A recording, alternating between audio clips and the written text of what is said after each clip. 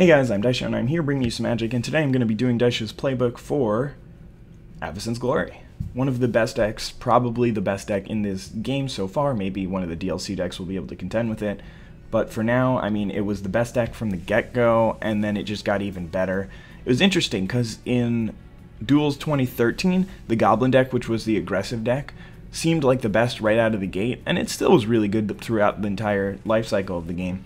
But when you got to learn how to play the control decks, they got a lot better, and Goblins got a lot worse, because once you know how to deal with the deck, it's not that hard to beat. But this one never really happened because of a couple of reasons that I'm going to be talking about. And number one, I go through this a lot in the gameplays following this video because I already recorded those. I'll explain in that video. But this deck has so many angles of attack, and it's so hard to deal with all of them and still be ahead. One way is to just out aggro this deck. It's possible, it's not likely. First of all, this deck has so many aggressive starts. Second of all, it has some really good removal. But without further ado, let's get into this. Machias the Lunarch enters the battlefield with X+1/+1 counters. Tap, put a counter on it, remove a counter, put a counter on each of your creatures. So this is really good. It's basically like a little bit worse than an Honor of the Pure. The good thing about this card is that you can drop it any time in your curve. If you don't have anything to play on turn 2, turn 3, you can just drop it. Since he can put counters and refill himself, then it's a little bit better if you can just play him for 5 and then just take him down every turn for the rest of the game. But for the most part, you can just drop him on 2 and you'll still be okay. Next, Champion of the Parish. For some reason, they decided that this deck needed a 4th one in the DLC promos, but even with 3, this was the most important and iconic card in this deck. It's just so powerful. This thing gets to a 3/3 on turn 2 very often. 5/5. I've had it be a 7/7 on turn 4 reliably. Just the most explosive card in this deck. You just drop this and then drop a couple of humans the next turn. Get in there, start attacking. Your opponent is going to have to deal with this card, and they're going to have to spend a 3 or 4 mana card just to deal with it, and then they're also already going to have taken 3 to 7 damage. Sometimes you'll play against the matchups where they just have the shock, and it's really good for them, but a lot of the time, it's just unbeatable. Anyway, Doom Traveler is really good because it's a human. You can drop it after Champion of the Parish. Additionally, it's incredible with Honor of the Pure or Machias. Better with Honor of the Pure, but anyway, I mean, you can just make him into a little flyer, get in there, start pinging away for 1, but it really shines when it's in combination with other cards. It's not an ideal turn 1 play. You'd usually rather have you'd always rather have a champion first, but I mean, when you've got 2 Honor of the Pures, this card is incredible. Even just 1, you get a 2/2 flyer when a 2/2 dies, so you trade this off for a creature and then get a 2/2, but I mean, without anything else, I wouldn't run this card, but because of the deck that it's in, it's pretty good.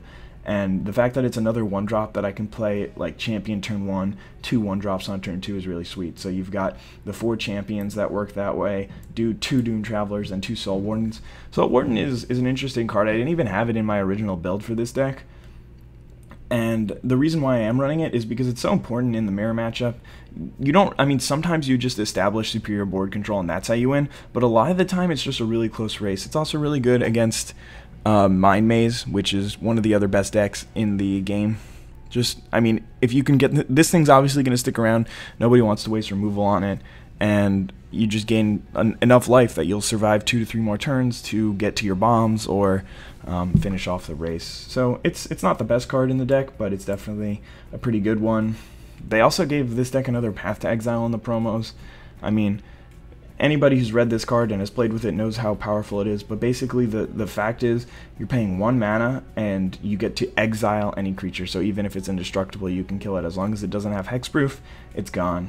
Or protection from white, I guess. Its controller can play a basic land and put it onto the battlefield tap. That means that you don't really want to be doing this on turn 1, but because ramping them can be really important in the early game.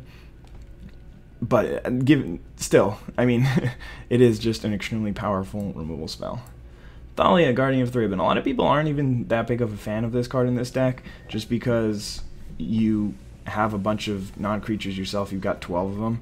But I mean, just like playing this on turn 2 after a champion means that your opponent can't play his 2 mana removal spells on your champion, and I mean, generally your opponent has to use their non-creatures to deal with your creatures because your creatures are going to be better than theirs, and Thalia just really helps with that. It's also a first striker, which is really good with Honor of the Pure or Machias or something, or Golden Knight Commander or anything like that. Anyway, Knight of the White Orchid is a really cool card. It's white for a 2/2. It's got first strike, and when it enters the battlefield, if they have more lands than you, then you can find a plains, put it into the battlefield, and it comes untapped, so you can still play another spell after this card.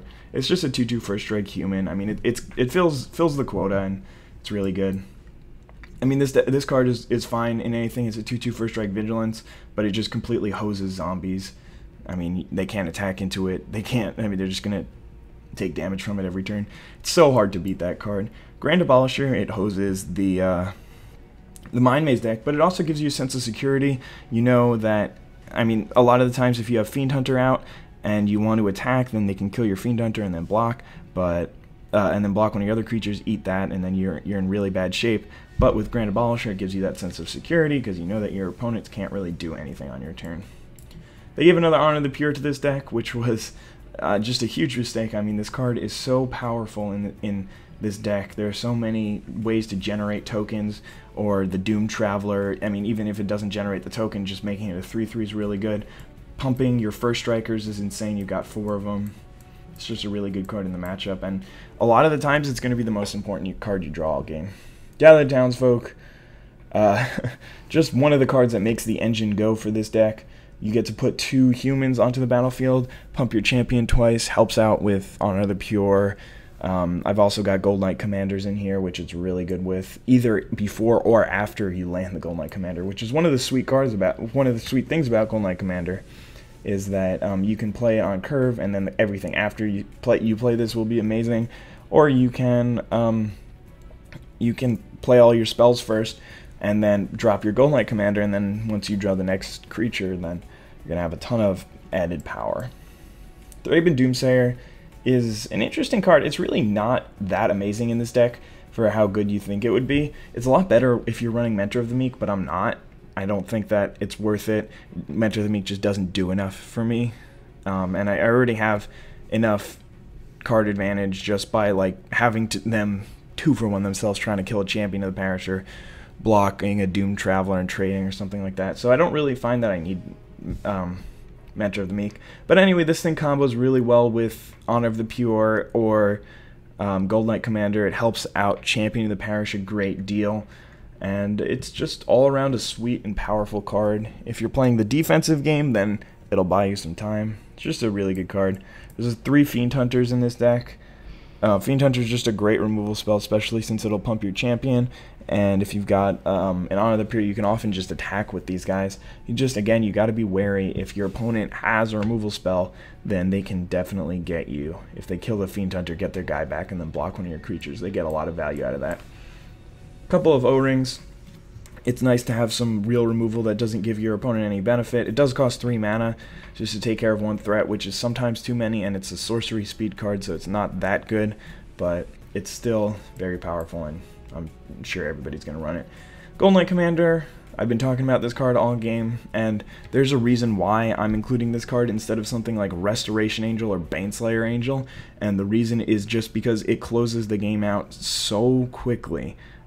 1 or 2 turns with this card on the battlefield and the game will be over almost all the time. And I mean, if you haven't played with it, you'll see me rock it in one of the games that I play later, and I think that you guys will be impressed with this card if you haven't given it its fair chance. I noticed that it was really cool in Avacyn Restored Limited format, but it never really got its day in the sun, I guess. I don't know. Duels of Planeswalkers is definitely where it shines. This is really the best place for it. Then there's Angelic Overseer, which is just obviously incredible. Your deck is built with humans. Your goal is to make a ton of human tokens, and this is just another way that this deck is so hard to beat, because even if you deal with the early onslaught and you have some creatures, or if you're got some aggression, you're about to win the game, then they just drop a 5/3 hexproof indestructible creature, and there's nothing you can do about it. Most of the time they have too many creatures to just 1-for-1 and kill them. The only way to get rid of this thing is to like play a Mutilate. even a Wrath of God does not kill this thing if you have another human out. It'll lose the indestructible afterwards, but the destroy won't end up happening. Anyway, it's just another way that this deck is awesome. And then the last card is 2 Geisthonored Monks, which is really interesting. I think that I included this over Increasing Devotion. I'm not even sure if that's correct, but just the fact that you get the giant body as well as the flyers. Like, the flyers are probably just as good with Honor the Pure as the extra creatures, especially since this thing gives you a ton of power. And at least this thing is a human, so it does help out there. So that's the main deck. Selfless Cathar just didn't really give enough of a benefit. It was a 1-drop human, which is pretty good, and I was running it over Soul Warden for a while, especially. Its ability is relevant, but it just didn't really get the job done. Hallow kind of is terrible. Thraben Valiant is not strong enough. Unruly Mob isn't really needed. Bonds of Faith is something that I had in for a while, and I just didn't find it to be that useful every time I drew it. Either your opponent can bounce their creature, or they just don't really care. Like, it's just a removal spell. A lot of the times the creatures don't need to be attacking, so you'd rather just like O-ring them. And you almost the only time you ever want to give your creature +2/+2 is if it's going to kill them that turn. So I mean, it's definitely not the worst card, but I don't think it was necessary. I already talked about why I didn't include Mentor the Meek. Midnight Guard is just not powerful enough. It's just a 3-drop 2/3 pretty much. Maybe a 3-drop 2/3 Vigilance, still not good enough. Elder Cathar is just not powerful enough for this deck. There are too many cards with higher power level. You can't say that Restoration Angel isn't high enough of a power level, and I really like the extra element of this deck, and I think that it would be fine if somebody took out the Gold Knight Commanders, put in the Restoration Angel, the Baneslayers, maybe a Hallowed Burial, or maybe another Angel or something like that, but and give it the extra late game flying damage, so you get in for like 12 damage with your Champion of the Parish and Gather the Townsfolk early on, but they kill your champion, and they play enough ground creatures to block, gum up the board, and then you just flash in this Restoration Angel on 4, and then you play a Baneslayer on 5, and just hit them in the air for the rest of the damage. Additionally, it can block Mind Maze's flyers, which is really good, but that being said, I decided to go with the token theme, got the Gold Knight Commanders and the Geisthonored Monks in instead. And I think that it works out really well for me. Additionally, these things aren't humans, which, while it doesn't hurt that much, it does hurt a little bit because they don't play well with Angelic Overseer or Champion of the Parish, which are two of the major cards in this deck. Anyway, Elgon Inquisitor is just not good enough to make the cut. I don't think anybody should be running Seraph of the Dawn unless you're really worried about losing early on. I mean, you could run it if you wanted to run a different version of this deck that just tried to get to the late game, but I don't recommend it. Angel's Mercy is just bad. Baneslayer. I mean, this card is incredible. It's just one of the best cards in the format, really. It just doesn't... I don't think it has enough of a home in this deck for it to be worth playing. I mean, it is just a creature that they can untap and kill, and there's a lot of removal in this format. And pretty much everything else is going to have an immediate impact. Or just like the Angelic Overseers are really hard to remove. This thing, you just drop it, you win the game if you have a Gold Knight Commander. If not, they can't really just kill this. They don't get the full value out of it because you still got the 2 flyers. So basically, since it doesn't give me an immediate impact, it costs 5 mana, and it doesn't really synergize with the deck, I decided that I was going to cut it. I think I'm probably going to get some hate for that, but I don't really think that the deck needs it to perform well. Ring of 3 Wishes is just not good in the deck. Increasing Devotion is definitely good in the deck, and I can see somebody trying to cut a card and find some space for it, but like, you don't really need to be playing as many 5-drops as you can. I did run 24 land because I always want to be hitting my Angelic Overseer on time, but still. Hell and Burial is interesting. You don't really want to be wrathing with this deck. At the same time, some people are going to be playing the Angel version, and it makes a lot of sense in that build. And then, I mean, the next cards, all these Angels and Martyr's Bond, Archangel, I am not even going to go through them. They're just too much mana for this deck. I don't want to be casting spells that cost that much. I want to have an explosive start with the chance to just finish out the game with some 5-drops. But that's going to be it for this video. I hope you guys enjoyed, and I'll upload a video with all the games that I played, or some of the games that I played to test this deck out, and show you how it does in action. I'll post that later. So thank you so much for watching. I really hope that you guys enjoyed this video. Have a wonderful day. Bye.